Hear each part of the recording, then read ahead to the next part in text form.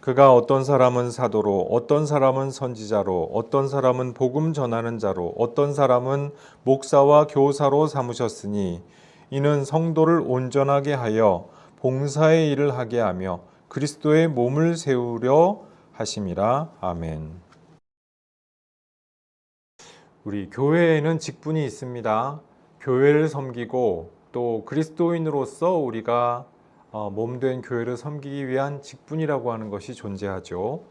이 직분은 내가 교회 봉사 열심히 하고 교회에서 인간관계 잘하고 그렇게 해서 얻는 것이 직분이냐, 내가 열심히 찬양했으니까 찬양 인도자가 되는 것이냐, 그렇지 않다는 것이죠.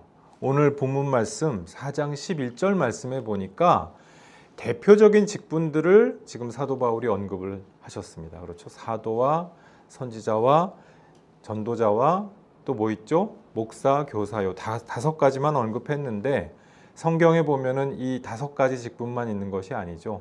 고린도 전서 12장, 13장에 보면은 여러 가지 은사를 가지고 여러 가지 모습에 섬기는 모습이 있고, 심지어 그것조차 다 언급된 것이 아니다. 우리 고린도전서 말씀 나눌 때 그것을 확인하지 않았습니까? 오늘날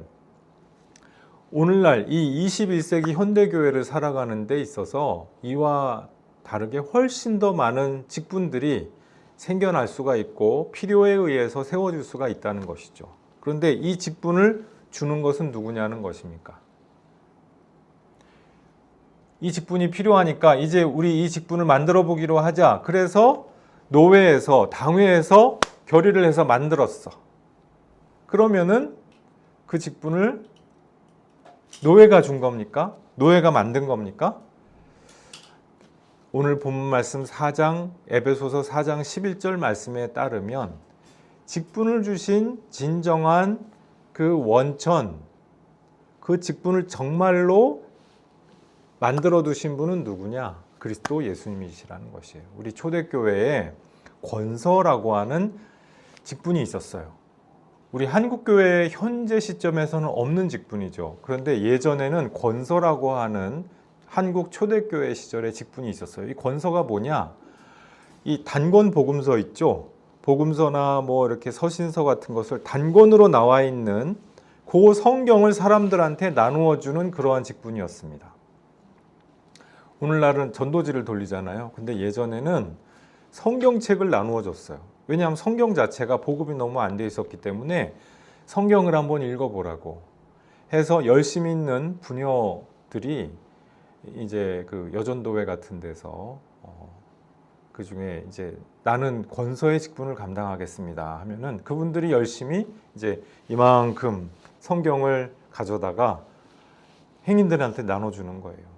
오늘날은 성경에 접근하기가 쉬워졌잖아요. 그러니까 이제 권서의 직분이 더 이상 필요가 없죠. 그러나 당시에 그 권서의 귀한 직분을 감당함으로 말미암아 많은 사람들이 복음을 한번 접해볼 수가 있었다는 것이죠.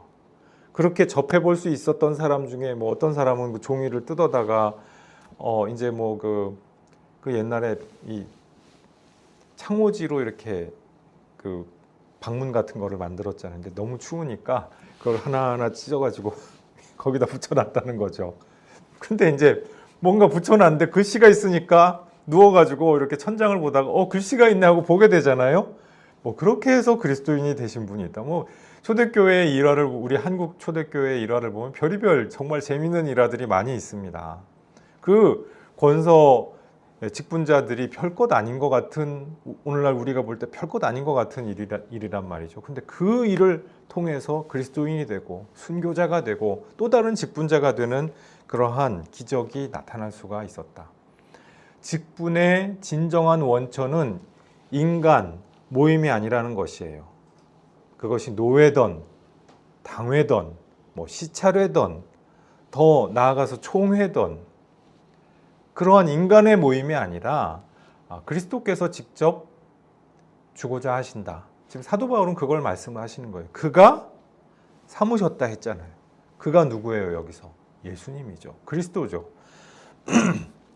그래서 이 직분의 본질은 뭡니까? 내가 노력을 많이 해서 사람들한테 신망을 많이 사서 그래서 내가 권사되고 장로 됐느냐? 내가 열심히 좋아서 권서가 되고 찬양 인도자가 되느냐? 아니라는 말씀입니다. 그렇겠죠. 이것은 그리스도께서 값없이 나누어 주신 선물이요 은사입니다. 열심 주신 이도 그리스도시요. 나에게 사람들에게 신망받을 만한 그 성품을 갖출 수 있도록 나를 다듬으신 것도 주님이시요. 나에게 물질로 섬길 수 있도록 물질을 주신 이도 주님이시요. 그렇기 때문에 그 직분의 진정한 원천은 누구시다? 그리스도시라는 것이에요. 값없이 그리스도의 자유로서 주권적으로 나에게 주신 그 선물, 그 은사를 가지고 내가 장로도 되고 목사도 되고 권사도 되고 선교사도 되고 권서도 되고 바로 그것이죠.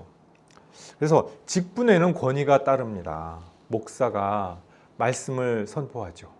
또 장로가 교회를 치리하고 다스릴 권한이 있죠. 장로회, 당회를 통하여서 그 권한의 원천이 무엇입니까? 여기에 대해서도 우리가 또 착각하면 안 됩니다. 사람들이 많이 모여서 머릿수로 쪽수로 많으니까 나한테 권한이 있지? 천만의 말씀이에요. 내가 총회장이 됐으니까, 내가 노회장이 됐으니까, 내가 시차례장이 됐으니까 나한테 권한이 있지? 자동으로 그렇게 되는 것이 아니라 이 말씀은 내가 찬양 인도자니까 나는 갑질을 할 수 있지? 이 직분자들이 오늘날도 이 부분에 대해서 착각을 하고 오해를 하게 되기가 참 쉽죠. 왜? 그만한 권한이 있으니까요.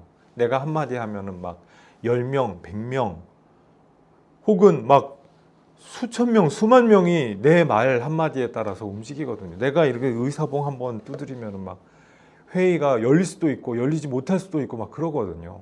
그러니까 이것이 굉장한 권한이자 그 권위가 되는데 그것이 나한테 있는 겁니까? 내가 자동으로 그것을 받아 누리는 겁니까? 그렇지 않다. 그럴 수가 없다라고 하는 것이 지금 사도 바울이 그리스도께서 우리를 직분자로 삼으셨다라고 말씀할 때 그 함의가 되는 것이죠. 그래서 우리가 어떤 종교 집단에서 오랫동안 좀 고인물이 돼서 내가 집사도 되고 좀 더 고이니까 안수 집사 되고 좀 더 고이니까 고인물, 그야말로 그 교회의 고인물이 되는 거잖아요. 고인물이 돼가지고 이제 권사도 되고 이제 뭐 구역장도 돼보고 뭐 여전도 회장, 남전도 회장 다 이게 교회의 고인물 아니겠어요? 막 수십 년 동안 이제 돼가지고 막 장로 되고 막 종교 집단에서 그렇게 오랫동안 고인물이 돼서 있으면은 자동으로 직분이 되느냐, 직분자가 되느냐? 오늘 본문 말씀에 따르면 그렇지 않다라고 하는 것이에요. 제가 전에도 말씀을 전했던 적이 있는데 제가 2000년대 초반에 잠깐 사이비 이단 문제를 온라인상에서 대처하는 그 온라인 활동을 한 적이 있습니다. 근데 그때 이제 그 단체하고 이 컨택이 돼가지고 그 연락이 돼가지고 한 사이비 집단에서 목사를 하고 있던 분이 개종을 하셨던 일이 있어요. 귀한 일이죠. 귀한 일이고 기뻐할 만한 일입니다. 근데 이제 이분은 당시에 굉장히 고초를 많이 겪었습니다. 이 사이비 집단들은요, 법률 자문을 따로 둬요. 그래서 뭐 이제 그 집단들마다 명칭은 다를 수가 있는데 이제 오늘날 우리가 막 댓글 부대 이런 거 그 세상에서 막 굴리잖아요. 이 사람들은 2000년대 초반에 이미 이걸 하고 있었다는 것이죠. 그리고 또 법률 자문이 딱 따로 있어서 그 이제 법률 자문들이 이 사이비 집단들이 하는 법률 소송을 전담을 해요. 거액의 그 돈을 받으면서 와, 그 비싼 돈 내고 귀한 공부해가지고 변호사가 돼가지고 어떻게 그런 일을 할 수 있을까? 그런 일을 합니다. 근데 사람들이 그러니까 이제 이 사이비 집단의 아주 치명적인 약점을 알고서 이제 이 사람이 나왔는데 거기에 대해서 거꾸로 이 이 사람을 불륜 행각이 어땠다 이런 식으로 가지고 걸어버린 거예요. 그런데 이쪽에는 거액의 변호사가 붙어 있고 이 사람은 그야말로 홀홀단신이 돼버린 것이죠. 그러니까 어떻게 합니까? 몹시 고초를 당하고 있는 상태였는데 이제 이분의 또 하나 고민이 뭐냐 하면 자기가 목사였다는 거지. 웬만한 이 우리로 치면은 중견교회 목사 그 정도 규모의 그 공동체를 이렇게 움직여봤던 목사라는 거죠. 그래서 내가 목사를 하면 안 되느냐 이제 이걸 물어보시는 거예요. 어떨 것 같습니까? 이 문제의 사이비 집단은요, 그리스도를 믿기는 하는데 믿는 방법이 잘못된 뭐 안식교라든지 뭐 기쁜 소식 선교회라든지 구원파 이쪽이 아니에요. 예수의 이름으로 삼위일체의 이름으로 세례를 받은 이단 단체가 아니었어요. 재림 예수 아무개를 믿는 그 집단이었다는 거예요. 어떤 집단이 떠올라요? 문선명이라든지 또 안상홍이라든지 또 누구 있죠? 신천지 이만이라든지 이런 집단에 속한 사람들이겠죠. 이런 사람 여기서 목사를 했으니까 내가 여기서도 목사하면 안 돼요. 나 크게 한번 해봤던 사람인데 될까요? 안 될까요? 안 됩니다.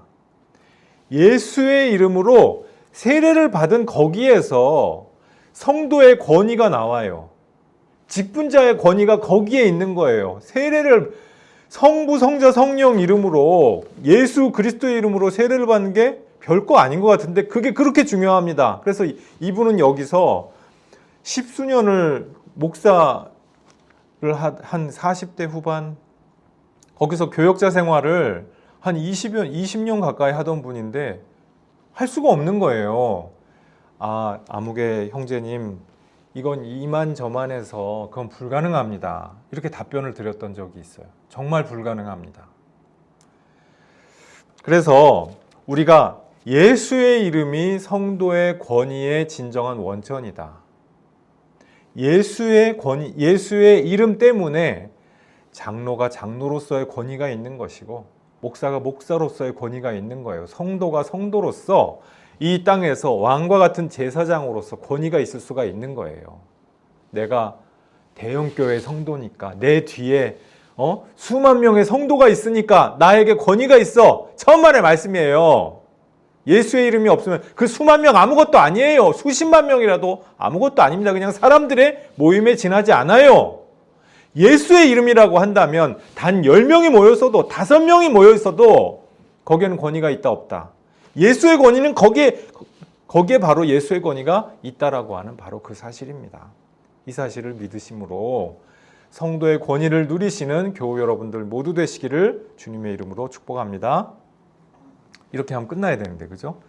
이제 시작입니다. 오늘은 자 이제 사도 바울이 직분자들을 그 5가지 정도를 열거를 했죠. 먼저 사도와 선지자를 열거를 했어요. 우리 앞에서 교회의 초석을 이야기할 때 사도와 선지자를 이야기했잖아요. 근데 이제 교부들이 선지자를 구약 선지자로 그렇게 받아들이기도 했다라고 하는 말씀을 드린 적이 있죠. 그런데 오늘 본문 말씀을 보면 이 선지자는 확실하게 신약의 선지자를 말하는 거예요.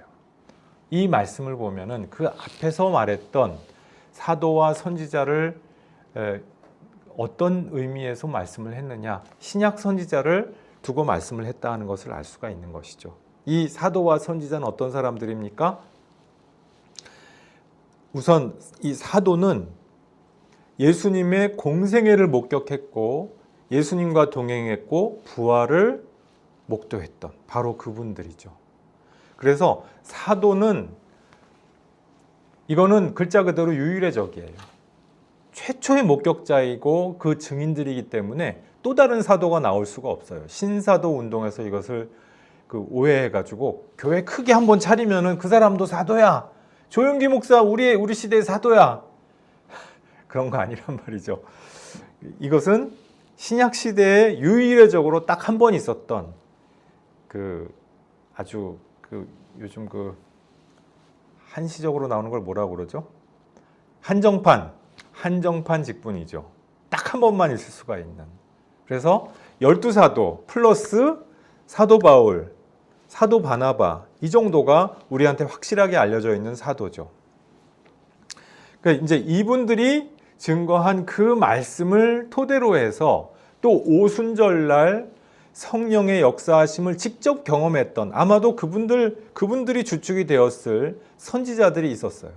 이분들이 교회들마다 그 교회의 영적인 분위기를 이렇게 이끌고 가면서 성령이 이 세상과 장래일에 대하여서 또 교회의 현재에 대하여서 은사적으로 말씀하실 때가 있었죠. 오늘날도 선교 현장에 보면은 이렇게 막 은사적으로 선교 현장에서 직접 말씀하여 주실 때가 있습니다. 그러나 이 신약 교회가 태동을 할 이 무렵에 사도와 더불어서 함께 협업을 했던 그런 선지자가 존재했던 것 같다. 이것이 우리가 성경을 통하여서 확인할 수 있는 바죠. 앞으로 가뭄이 있을 것이다. 세상에 장래 얼마 오래지 않아서 가뭄이 있을 것이다. 그게 다예요. 그럼 교회는 어떻게 해야 될까? 기도를 하는 거죠. 그렇다면 우리 예루살렘 교회가 가난하고 어려운 분들이 많으니까 우리 세계교회적인 차원에서 우리 이방 교회가 전부 헌금을 해서 그 연보를 좀 전달을 해주면 어떻겠습니까? 이렇게. 또 사도 바울이 가는데, 이제 사도 바울이 가는 길에 묶임이 있고 연금이 되고 구금이 돼서 결국에는 죽게 될 것입니다. 이걸 하니까 어떻게 해요? 바울 선생님 가지 마세요. 난리가 났겠죠? 그런데 기도를 다 같이 하면서 바울 선생이, 교우 여러분, 그것이 아닙니다. 나의 갈 길은 이미 그곳으로 정하여져 있으니까 그 갈 길을 반드시 달려갈 길을 다 갈 것입니다. 여러분들이 나를 위해서 기도해 주시고 이것을 통하여서 연대해 주십시오. 선지자들이 이야기하면은 점장이들이 얘기하는 것처럼 그냥 막 이거 하십시오. 가스라이팅을 하는 것이 아니라 사도행전과 신약 성경에 기록되어 있는 이 선지자들의 역할을 보면은요, 그냥 순수하게 스피커예요. 성령께서 이런 일이 앞으로 있을 거야. 그럼 그 다음은 교회가 자유롭게 함께 기도하면서 정하도록, 결단하도록 그렇게 맡겨주십니다. 그러니까 성령께서 하시는 일에 대해서 스피커 같은 역할을 하던 분들이 바로 선지자다. 그 다음 전도자가 등장을 합니다. 이 전도자가 신약 성경에서 딱 두 분이 언급이 됩니다. 빌립 집사님이 한 번 언급이 되었고, 또 한 번은 사도 바울의 직계 제자라고 할 수 있는 디모데가 또 전도자로서 언급이 됩니다. 이 전도자가 요즘처럼 막 선교사 이런 거랑 똑같은 걸까? 그건 아닌 것 같아요. 왜냐하면 빌립 집사님인데 이미 그 디아코노스, 집사라고 하는 직분을 받은 분인데 또 전도자라고 했잖아요. 사도행전에서. 그러니까 이것은 아마 전도자인데 전도에 특별한 은사를 지닌 분들을 아마도 전도자라고 하지 않았을까, 이렇게 우리가 짐작을 할 수가 있겠죠. 혹은 특별한 직분이 없는데도 열심히, 그야말로 우리 식으로 이야기하면 전도왕 같은 분들이 아마도 전도자, 당대의 전도왕 같은 분들이 아마 전도자가 아니었을까, 이렇게 생각을 해볼 수가 있습니다. 이 에베소 교회 설립자가 누구냐? 이제 그 초대교회 역사 1세기, 2세기 역사를 보면 재밌는 부분들이 많습니다. 이제 저명한 교회들일수록 저명한 사도들이 우리 교회를 설립하셨다, 이렇게 이야기를 하고 싶어 해요. 그래서 로마 교회, 우리 교회는 베드로가 세우셨어. 에베소 교회 어땠을 것 같습니까? 베드로가 세우셨어. 그러니까 다 베드로, 아니면 사도 바울, 요한, 이렇게 다 이제 유명한 분들을, 우리는 요한이 세우셨어, 바울과 요한이 세우셨어, 막 이런 식으로 유명한 분들을 이렇게 찬조 출연을 하게 하고 싶어 합니다. 그런데 물리적으로 불가능하죠. 물리적으로 그렇게 될 수가 없죠. 그래서 에베소 교회의 실제 설립자는 누구였을 것이냐? 아마도 이름 없는 전도자들이 아니었을까, 이렇게 추정이 됩니다. 아돌폰 하르낙이라고 하는 신학자가, 이제 19세기 신학자가 이렇게 추정을 했는데 굉장히 설득력 있고 좀 옳다고 봅니다. 전도자들이 그렇게 무명의 전도자들이 에베소 교회 설립하시고 아마도 로마 교회도 설립하셨겠죠. 오늘날 이제 로마 가톨릭 교회에서는 베드로가 설립하셨어 이야기를 하고 싶어 하지만 진실은 아마도 그것이 아니라 다녀가신 거죠. 다녀가셨고 거기에 사도들의 흔적도 있다는 것이지 이제 실제로 공동체가 어떻게 태동이 됐느냐 무명의 전도자들이 그 교회를 일군 것이죠.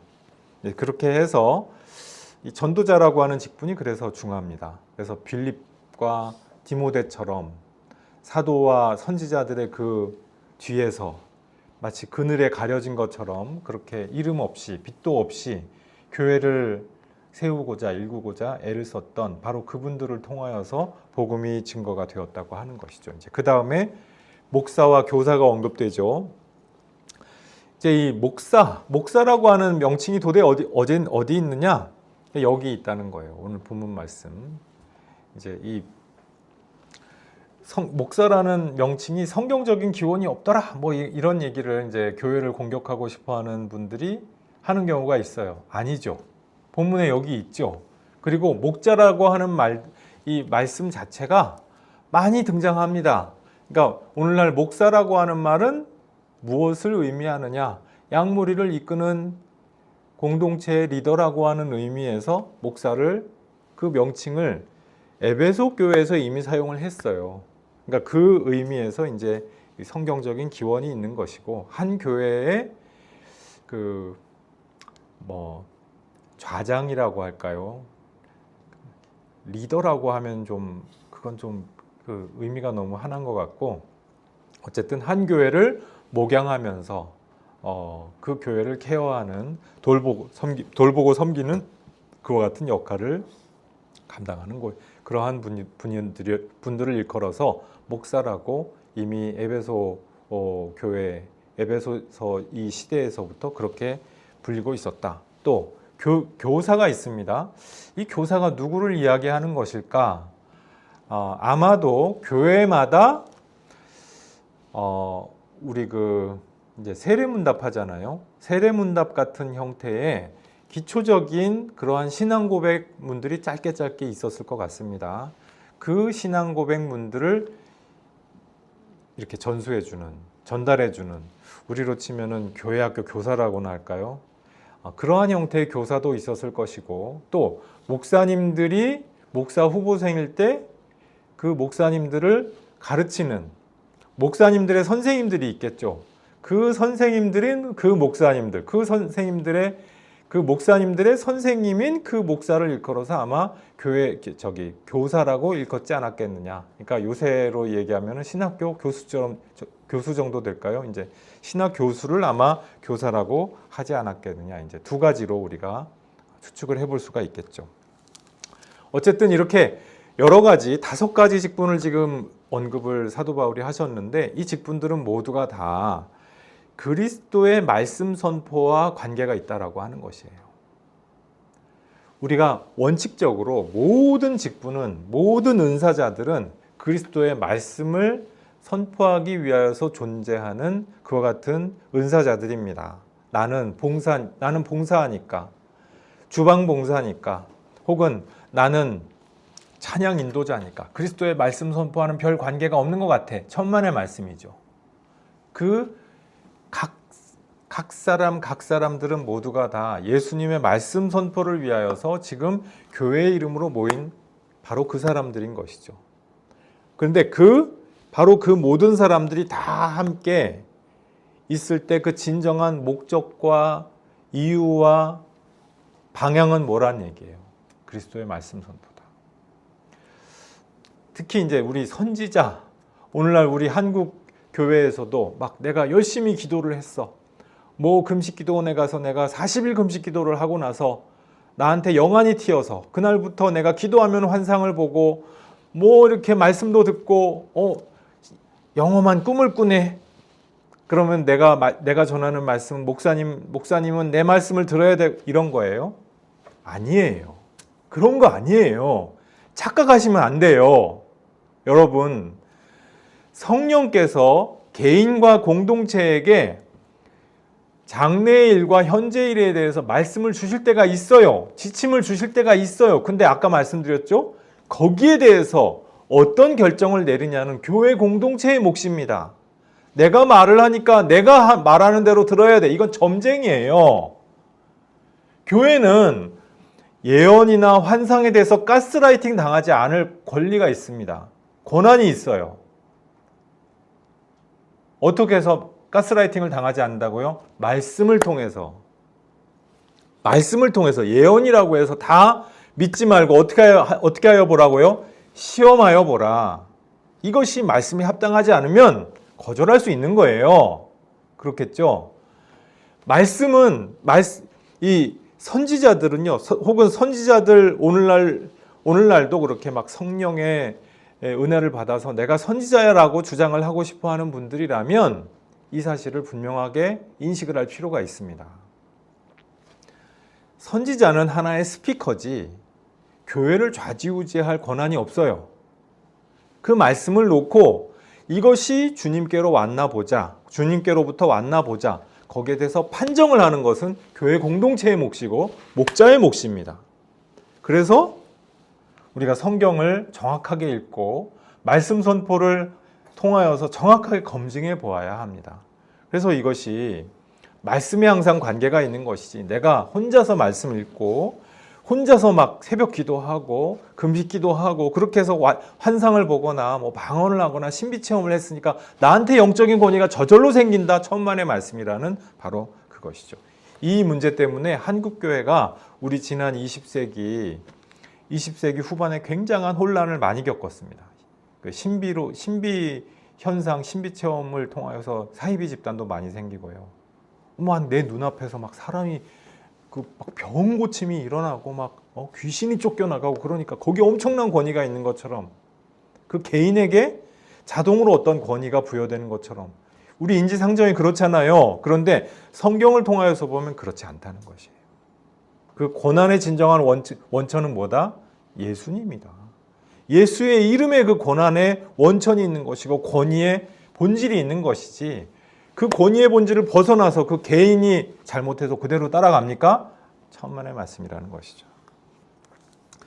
또 하나 우리가 생각하여 볼 점이 무교회주의라고 하는 것이 있어요. 우리나라에서는 함석헌 선생이 이제 무교회주의를 이야기한 적이 있죠. 이제 이분의 무교회주의에 관한 글을 읽어보면은 무교회주의를 왜 이분이 가게 됐느냐? 교회가 부패했기 때문에 그러한 부패한 권위에 대하여서 그 저항하는 하나의 방도로서 무교회주의를 택하셨어요. 근데 이제 이분이 이야기하는 그 교회의 부패에 대해서 부패를 저항하는 그 방도가 무교회주의다. 이제 그 방법은 조금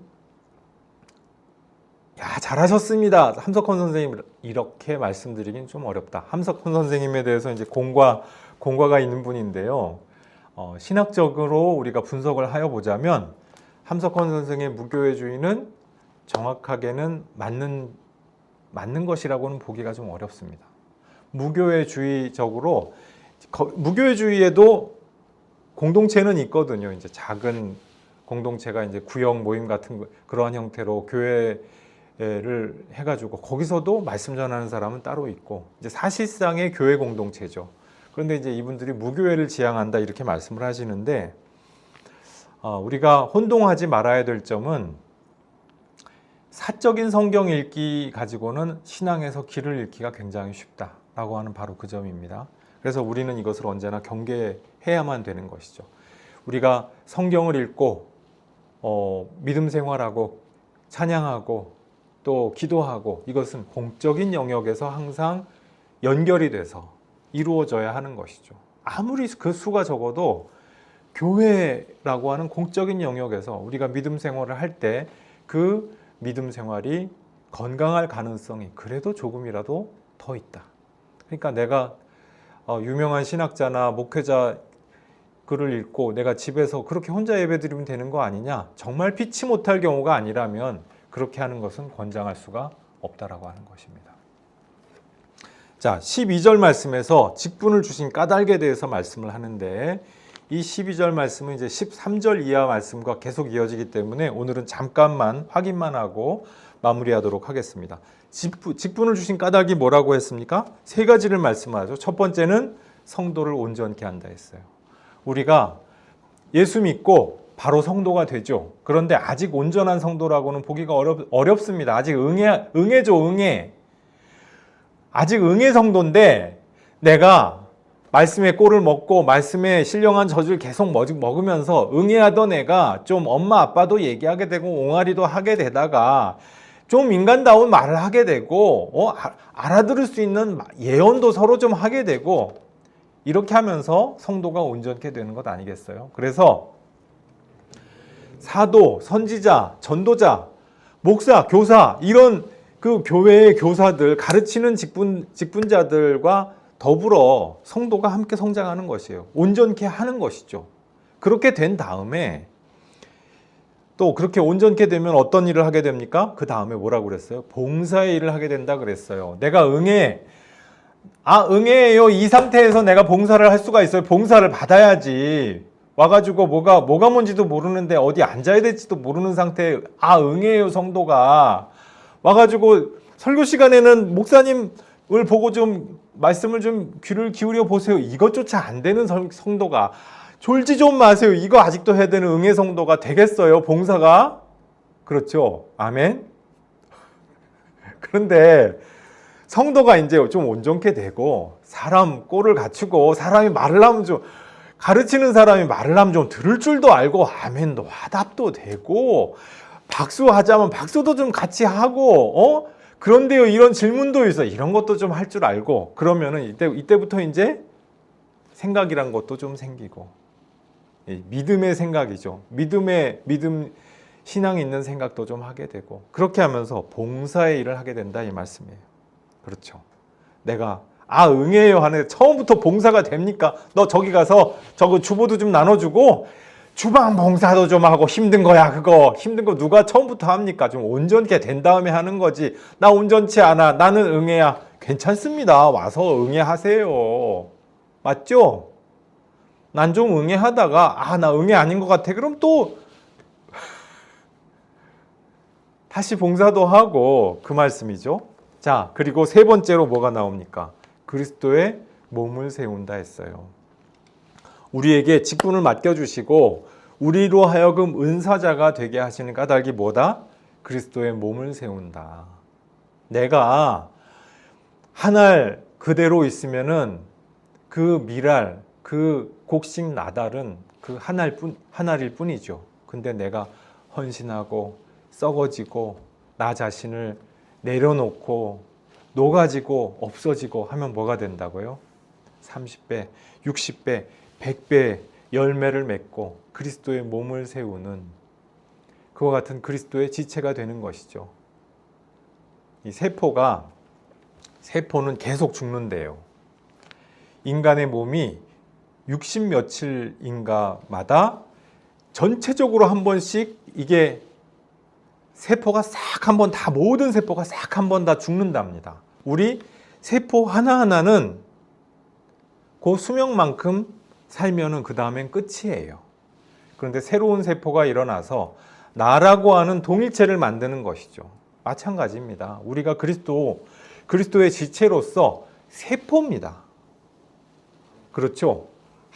우리 한 사람 한 사람이 세포인데 우리 한 사람이 이 수명이 있는 만큼 이 몸을 위하여서 변하여지고 썩어지고 녹아지고 전체를 위하여서 모두를 위하여서 공헌하고 이바지하면서 전체의 몸을 세워나가는 것이죠.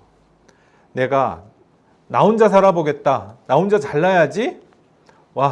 나 혼자 각광받고 스포트라이트 좀 받아봐야지. 몸부림치면서 나는 이거를 영원봉토록 할 테야.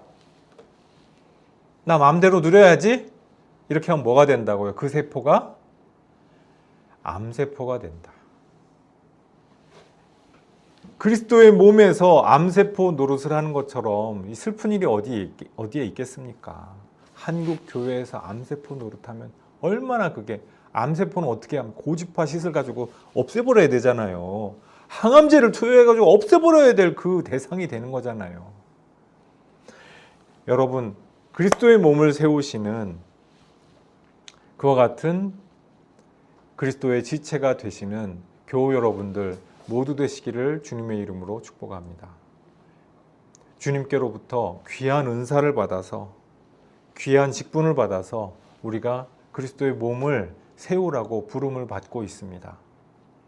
그리스도의 몸을 아름답게 세우셔서 머리이신 그리스도를 우리가 천상교회에서 뵐 때 잘하였다 충성된 종아, 모두 주님께 찬사와 그리고 인전과 존경받으시는 주님의 백성들, 주님의 제자들 모두 되시기를 주님의 이름으로 축복합니다. 기도하시겠습니다.